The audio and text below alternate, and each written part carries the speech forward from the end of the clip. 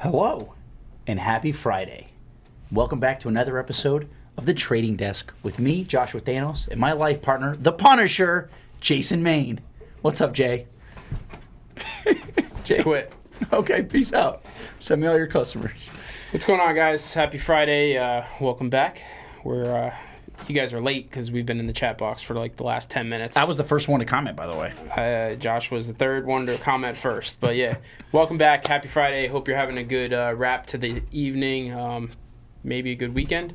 Thanks for signing in. So why don't you tell us what we got planned for tonight, since I think we're going to go ahead and phone this one in. No, we're just going to talk about whatever the hell we want to talk about tonight. Yeah, which is basically we're going to talk about watches. We got two very nice watches for this or that. Those are sitting there on the table. And if you guys can identify them based on the pictures you see on the screen, good on you, because nobody can.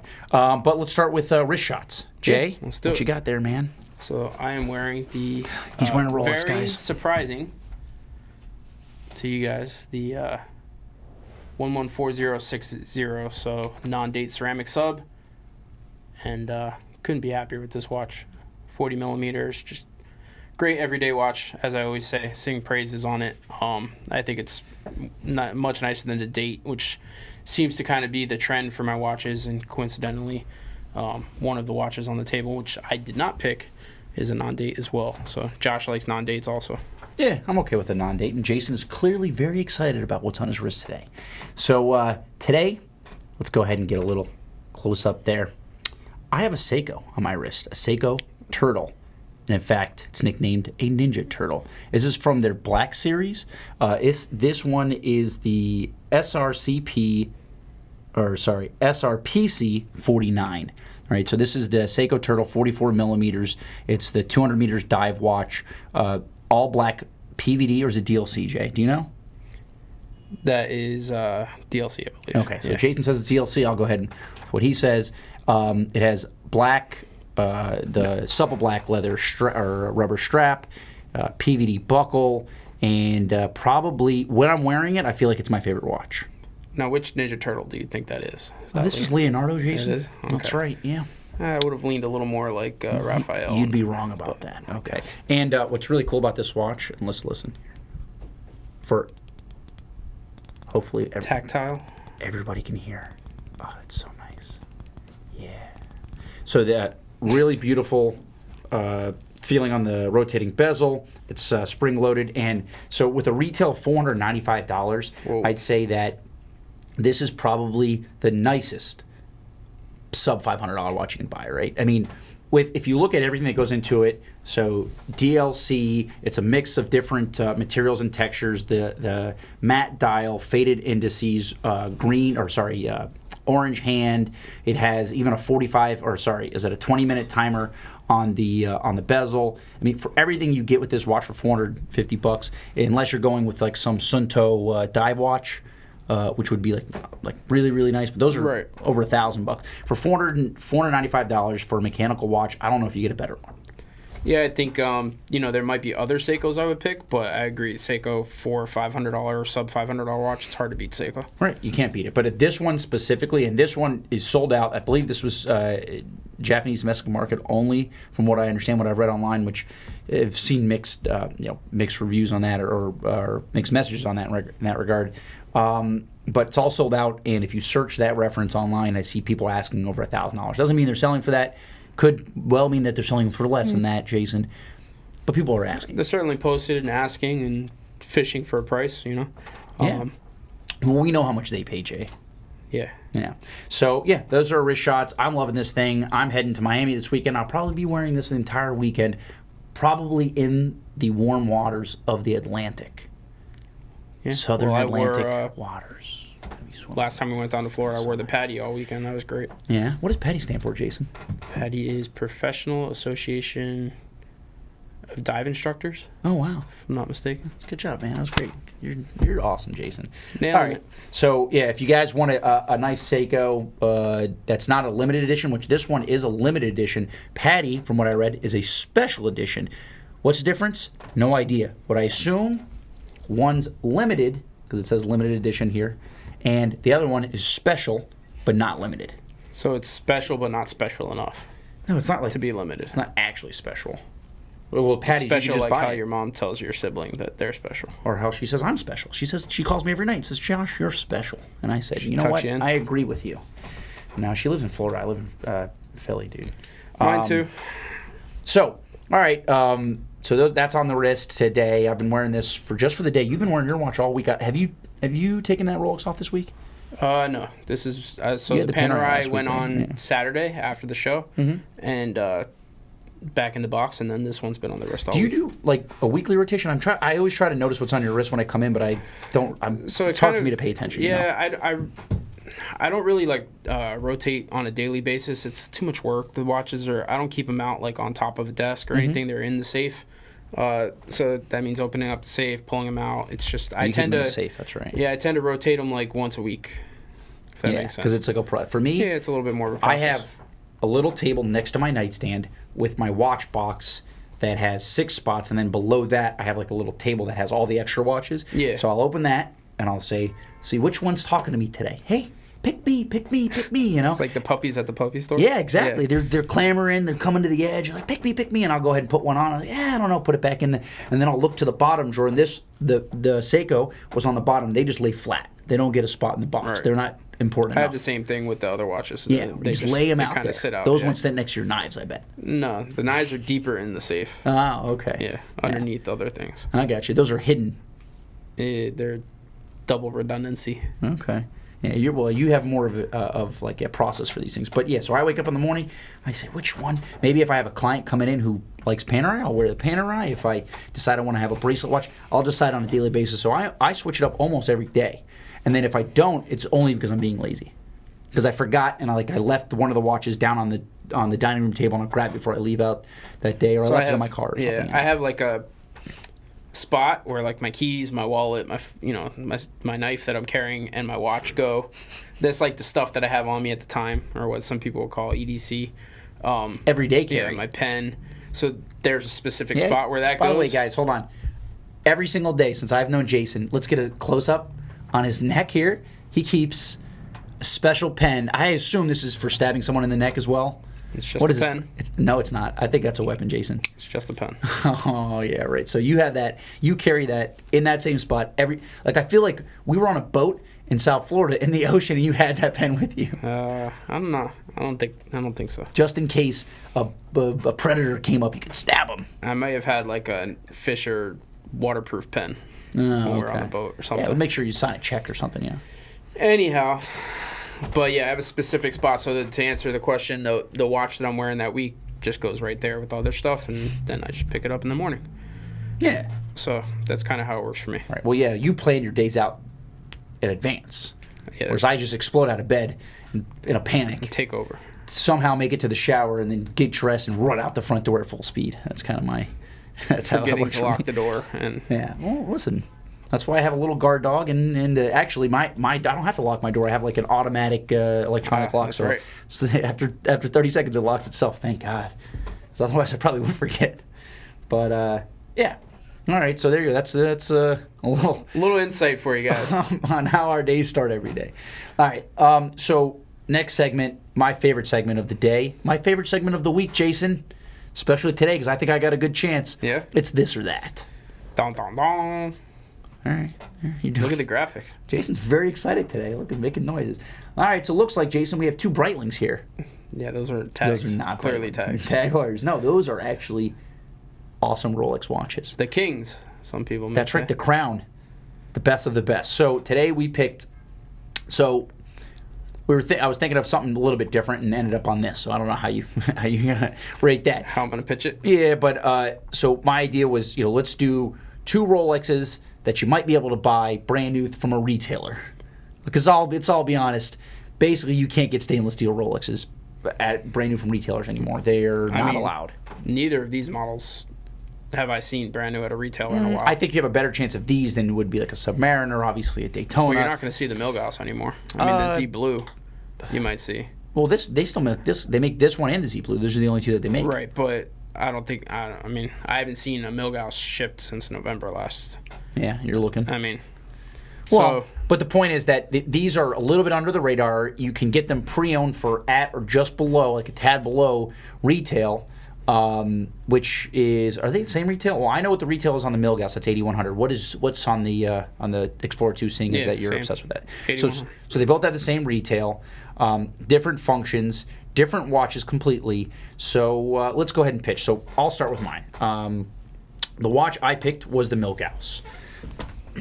What are you doing with my Milgauss? I was going to take it. All right, so I picked the green crystal black dial Milgauss because I'm not a fan of the blue dial. Something about like a sunburst dial. There's only probably one sunburst dial that exists that I really like. That it's on a Panerai actually. Panerai 327. Look it up, guys. It's a fantastic watch. But so if we're looking at the Rolex Milgauss, let's go ahead and get a close up of this bad boy. This thing is beautiful. So you're getting, again, a watch that an everyday person is not going to know that you're wearing a Rolex. It's not a Datejust, and it's not a President, and it's not a Submariner.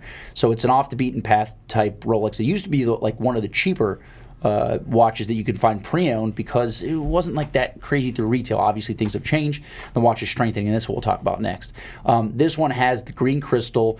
And so this watch was released in 2007. It was a re-edition of a watch that I think was released originally in 1956. The first Milgausses had a black rotating bezel.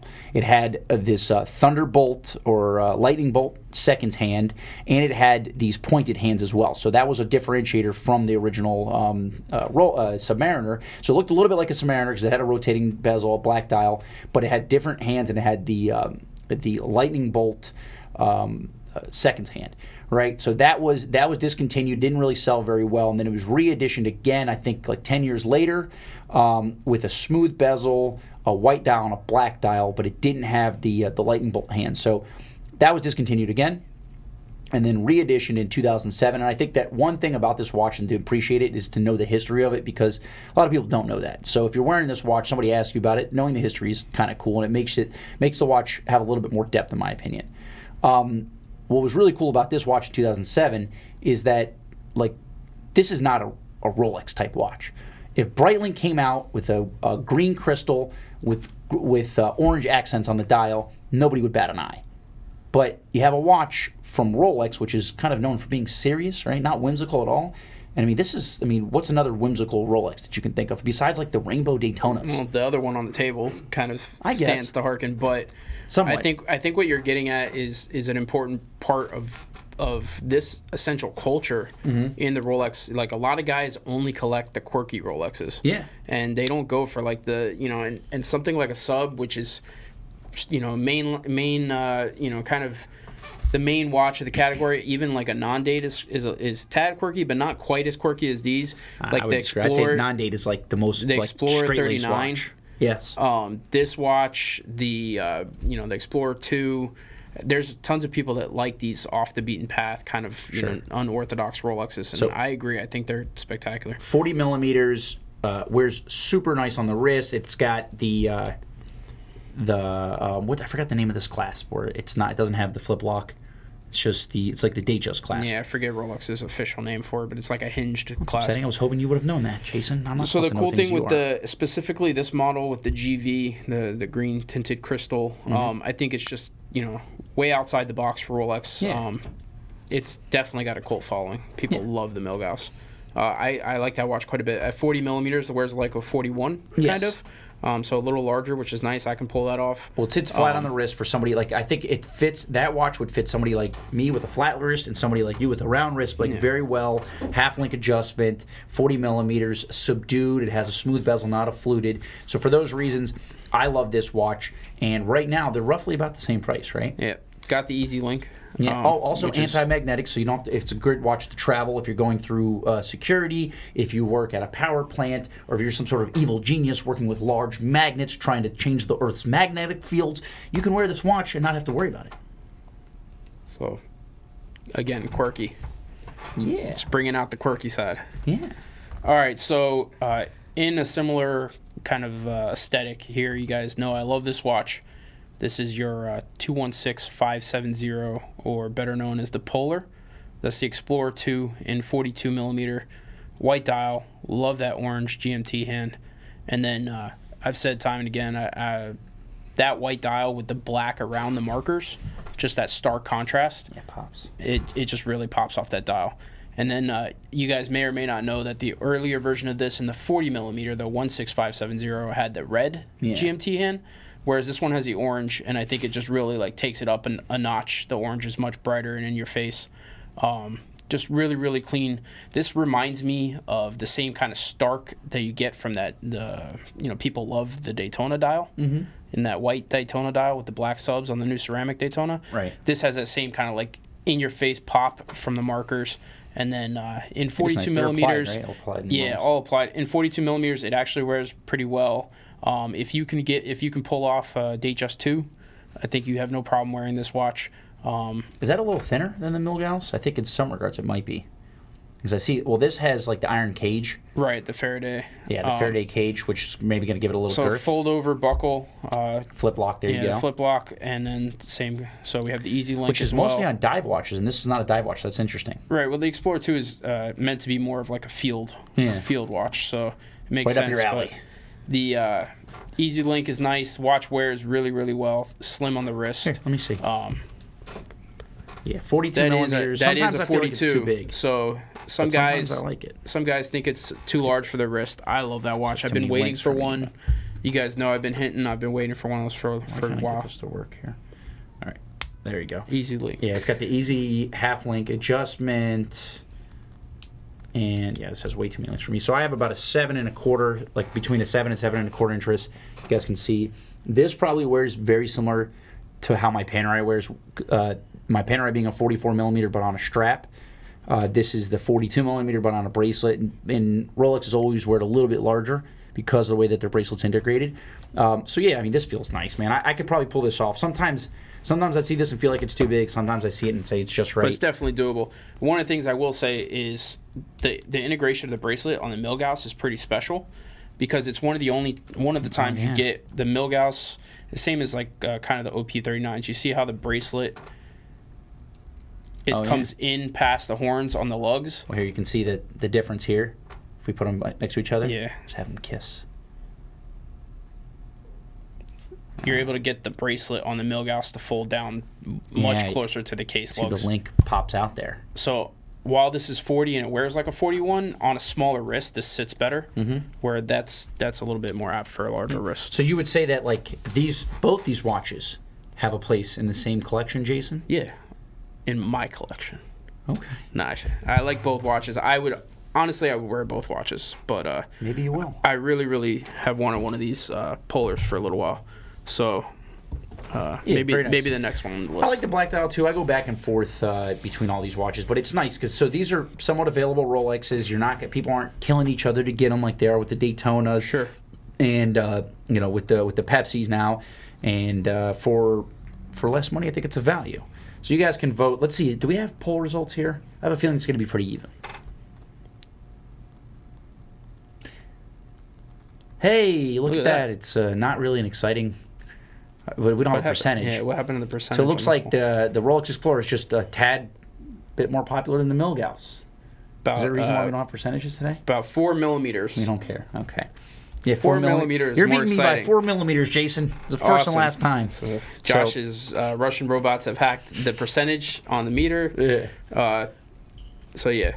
But both watches in their own right are standout Rolexes. Someone's making a comment about like if a watch fits Jason's, it's too big for me. But to be honest with you, both these watches fit both of our wrists. Yeah. Yeah. So because you're probably like 7.5, 7.75, depending on your swell. I'm 7, 7.25, depending on my swell, and both these watches can fit on our wrists. Yeah. Oh, okay. All right. So thanks for signing in, guys. All right. So you guys keep voting. We'll see how it goes at the end, and if I win, I'll get up and I'll parade around like a jackass because that's what I like to do. Yeah. All right. So. This week, let's get back to something that we haven't talked about in a while because we've just been talking about personal things. We don't want to be bored when we're sitting here on a Friday evening trying to wind down for the week and talk to you folks. So a lot of times we'll just talk about what we want to talk about. One thing we got away from is talking about like what's worth, how much watches are worth, and what's happening in the market. So let's go ahead and talk about that today. And we can actually start with these watches if you want, right? Sure. So would you consider both these models on the upswing or downswing currently? Currently, I would say that they're on the upswing. Yeah. And I would say the reason for that is with models that are gaining in popularity and becoming harder and harder to get, like the subs, which are, up. Someone asked downstairs when we walked in asking, do you guys have a black dial Submariner in stock? I'd like to buy it today. I was like, oh, we wish. Yeah, but I mean, models like that, like the Pepsi, people wanting the Hulks and the Batmans, I think what that does is it drives people to look for an alternative. And while the guys that love these watches on, a pretty normal basis, they've loved them for years. Now they're starting to get pushed out by the guys that would have never looked at these because it's a stainless steel Rolex. So both of these models, I think, are fantastic to pick up, and I think they are on an upswing. They're in a bit of an upswing. Like the price explosion that you've seen for Rolex is slowly starting to affect other models too. So that's why we were saying these are decent, like under the radar pieces. If you look at trends, guys, new buyers are usually looking for like the mainstays, so like the Submariners and the Datejusts, right? Those are the two pieces that people are really looking for, and then it kind of spreads out from there, right? So like this is usually like a second Rolex that you buy, not the first. So that's why you're seeing that these, while they have been going up. I mean, you used to be able to find green crystal Milgausses pre-owned in the 5 range. Now, as wholesale or what dealers are buying these watches to turn around and clean them up and sell them is that or more. So it's really interesting to see that. Do you know that I think I sent it to you. Yes. I saw this watch. Yep. With no box or papers. Yes. Posted on a very reputable. Crown and Caliber.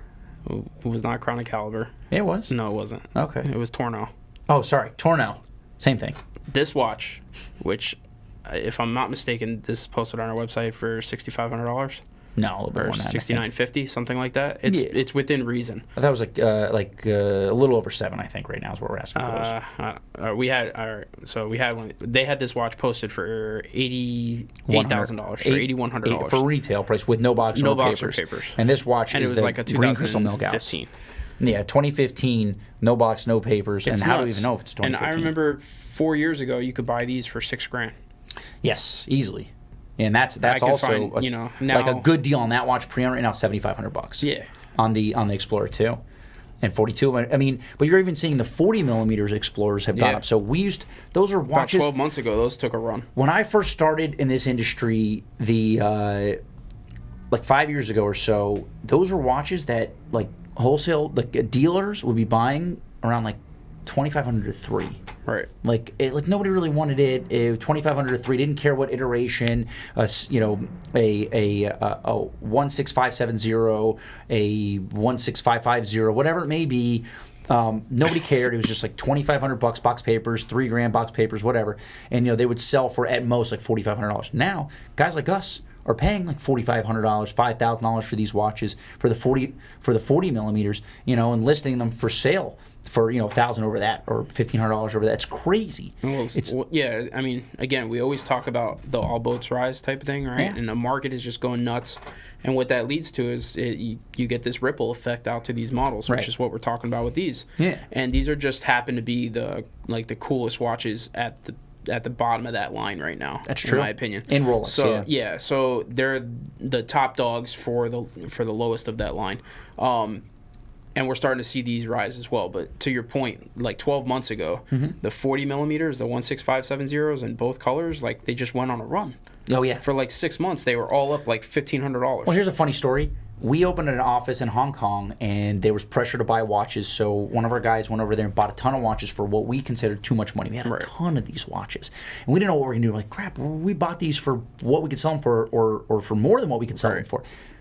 Within a 6-month period, there was a run on these watches, and all of a sudden they became decent buys, and then we were able to make some sort of profit, which is crazy. Here comes the market to save our ass because we bought them unknowingly. And that's the thing also, people think that, oh, well, you're the expert. Some guys try to call in and try to put pressure. Well, you're the expert. You should know. It's like, listen, even the experts lose money on watches. We try. We're just trying to figure out what's the most we can buy it for from a customer to make them happy and also turn around and make a reasonable profit for ourselves and keep the business. So it's a balance, right? So, I go to these shows, which I'll be at an IWJG show on Monday, and I'm seeing like these, some dealers, either just not buying Rolex altogether just because they can't afford to make tiny little profits because they're going to go out of business. Doesn't like they have to fly into a show to go buy Rolex to go fly in and then make a $100-$200 on a watch. It doesn't make sense, and they don't have no infrastructure. So it is interesting at what's happening with these watches, and you do have some people who are trying to push you and feel like, oh well, this thing's going to be worth more. So if you're buying it speculatively, you have to protect yourself. That's just the way it is. If your business, the way you feed yourself, is buying and selling watches, you have to have some sort of understanding that you can't pay every last dollar for the watch and hope to make some sort of profit. You won't feed yourself. But again, listen, if I'm a customer, it's not really my problem. I'm just trying to get the best deal. Yeah, so no fault in doing your due diligence and your research. But some of these guys will drive themselves crazy flipping watches for $200 a piece. Yeah. And when then you buy one the wrong way, and then you lose all your profits. And you're in the hole. Where realistically, if you're buying UN pieces at really good prices, like those quirky type of watches, we actually do really well with on the website. Yeah. Stuff that's more off the beaten path. So, and I think as a whole, the industry is looking for pieces that are off the beaten path, and kind of more quirky. So, like the UN Maxi Marine. We've seen a run on those a little bit. Guys looking for like full stainless steel dive watches that aren't a Submariner. Sure. Because they can't get one. So, hey, where can I go spend, $4 or $5 grand and get an awesome dive watch? And there's a small incremental increase in what we pay for those.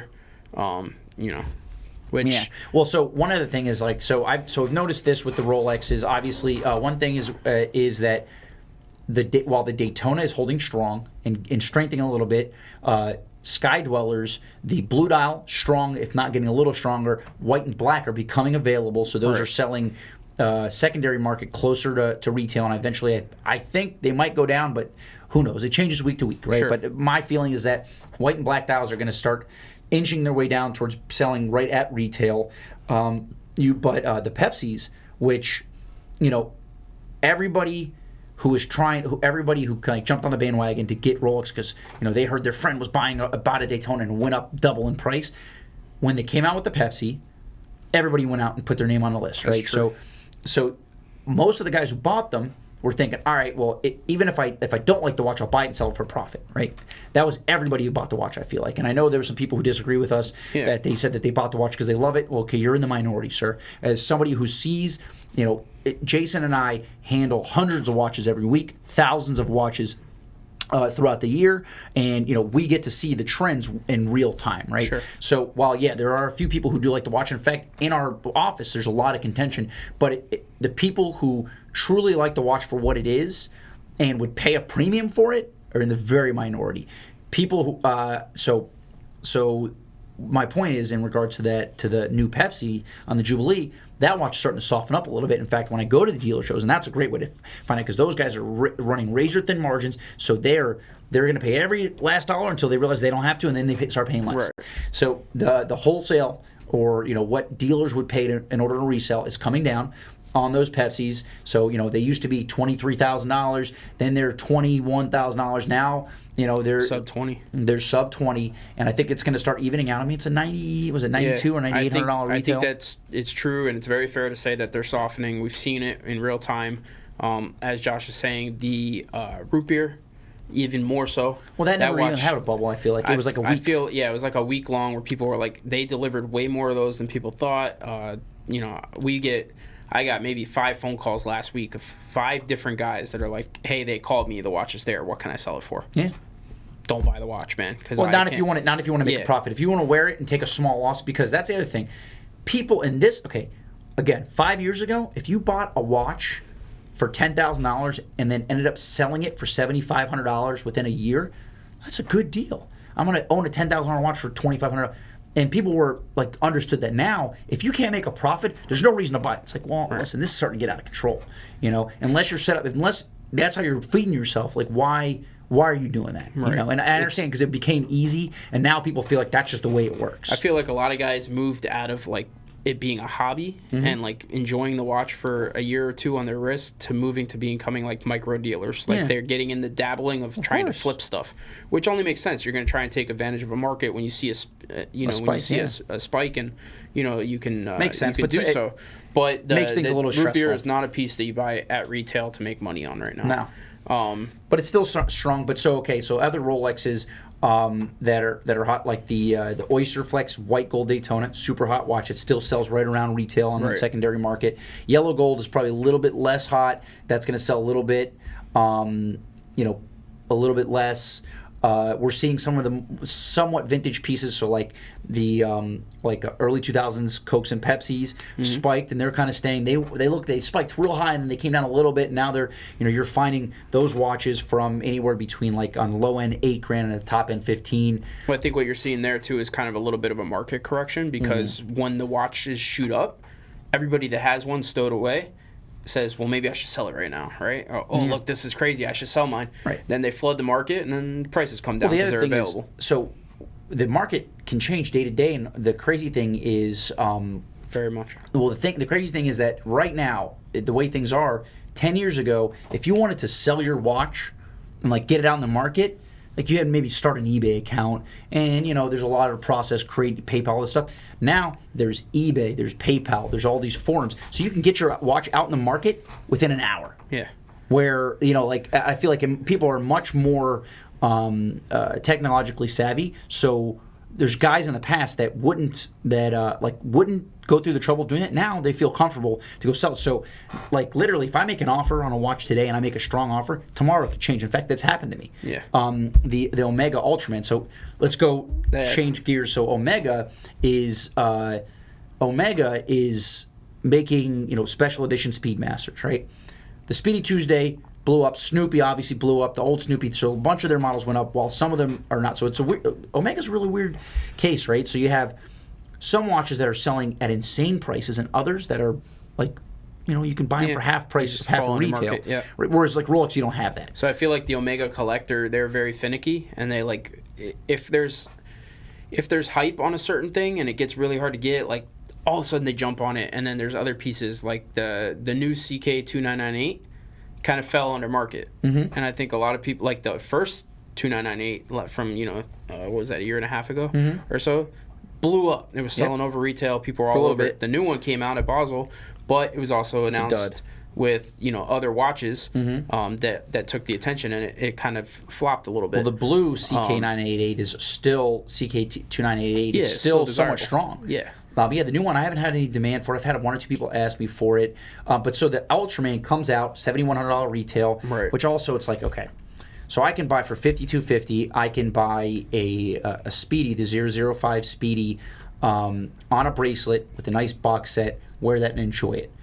Or for $7,100, I get a special edition that's made, how many do they make, like 2,000? Yeah, it was what was it, E-Boutique? I think it was 2,000 pieces or like 19 something. It was a weird number. So they have, but there's a lot. So there's a little overproduction there, but also so it's $7,100. So you're gonna pay $2,000 more for the watch on a NATO strap. Where's my bracelet? Where the hell's my? If they delivered it with a bracelet, I feel like they would do better with it. The watch looks super cool. I love it. I got it on my wrist. It's okay. It's not worth $7,100. It's not worth. And so to my point here, I offered somebody. And early in the week, like 2 weeks ago, I offered somebody $8,200 to buy that watch, thinking I could turn around and sell it for between $9,000 and $10,000. It's a nice little profit. That person bought it. They make profit. Win-win. We'll make a deal, right? Yeah.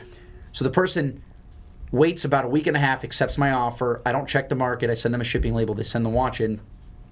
In the meantime, somebody walked into our office and offered us 2 of them for just under retail, right?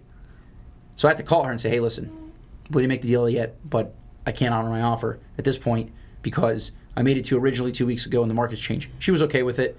She said, that's fine, I'll wear the watch. It's not a big deal. Right. But and I felt terrible. I don't think I've ever done that before. But so things are changing so fast, and it's a little scary. The thing too is that for how many of them they made, they were initially the story was that they're all spoken for, right? And what happened is in the last week or so, we've seen that they're actually being delivered lately. So I think they held a batch, or maybe they only delivered half of them.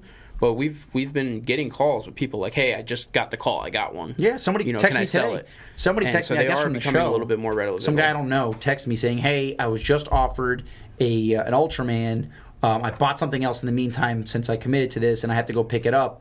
Is it worth me buying and flipping? And And I said, sorry, man, I'm not paying over retail for that watch. I personally, I think if you want some kind of color scheme, one similar to what we were talking about this with stuff on the uptick, the Speedmaster Tintin. Yeah, With the but that thing's the red and orange. That's like I think we were selling ours for like $6,000 or $7,000. Yeah, they're cool. That's a market, but like, damn, man, it's a Speedmaster. Yeah, it's crazy. So a few other things we want to touch on. So Patek white dial Nautiluses are starting to catch up with the blue dials. We're seeing those go up a little bit, and I mean, personally, I like the white dials better than blue, anyways. And I think you're seeing a little bit of blue fatigue. So the white dials are starting to gain attraction. Like we had a 5726 for $55,000 over retail, and I'm looking on, like I had a customer ask me like why I'm asking so much, and I had to like double check myself, make sure that we're within the market. I look and there's, I mean, more than half of the watches available are above our price point, and I couldn't find anything less than like $1,000 or $2,000 less than what we're asking. And we're an authorized Patek dealer, so there's a little bit. So you got to think to yourself like, is it like what's the deal happening, here, right? The other thing is Panerai. So we're seeing somewhat of a slowing in Panerai. I'm seeing I've noticed our inventory stacking up, so we're buying multiples of the Panerais. I think Panerai is more of an ebb and flow throughout the year. The Bronzo surprised me a little bit. The blue Bronzos, I've never seen them at the fluctuate this much. I mean, can you remember the last time you've seen any Bronzo less than 25,000 asking? I mean, it's been a while. I mean, there's one without box and papers listed online, which who the hell wants that watch without box papers? Listed in the low 20s, which scared the hell out of me. I think once some of that inventory changes, things will come back up a little bit. But that's arguably like that's the watch. The If you're going to Bronzo look is at their watch. the only Panerai that's going to determine a market shift for Panerai, it's the Bronzo. So if the Bronzo is not selling well, and we know other Panerais are down, like it's scary. We really got to start thinking about, how vulnerable is the secondary market, and should we be buying this many of this piece? Yeah, well, today we had to turn away somebody who wanted to sell us at 311 because we had 5 of them or 4 of them. And we're buying them in the market, we're turning around, we're selling them, but it seems like things slow down. Hopefully, the holiday market will pick back up, so things will start moving, so people will start spending some money, and these watches will hold more value because in the end, the more the watch holds value, the better it is for everybody. Sure. Because the customer gets it retail, they sell it to somebody else, pre-owned with somebody like us, and then they get a fair price from us. We turn around because the watch is somewhat unavailable. We'll be able to sell it for a small profit and sell it a little over retail, right around retail. Like that's not a bad thing. Buying a watch and selling it for 20% of what you paid for it, that sucks. I mean, selfish aside, right? Industry standards, the enjoyment of buying a piece like that, and it's good for the watch industry to have a positive overview on being able to buy something, enjoy it for a bit, sell it, and not take a tremendous loss. Yeah. So then that guy's going to go buy another watch, and it's good for the industry to keep watches, one, in sales, and two, grow the certified pre-owned market. But buying experience, which we always preach, is important. Yeah. And not only doing your own homework, but having someone that you trust to tell you what's up. Why we come out here, and we kind of try and tell you guys from a perspective. That's why we do this show. And sometimes we come out and we have fun, and sometimes we come out and we talk about stuff like this, which we think is important for you guys to kind of understand what the market's doing. One thing I skipped on was the Batman, because we didn't talk about the Batman or the Hulks. The Hulks are getting stronger. They're staying strong.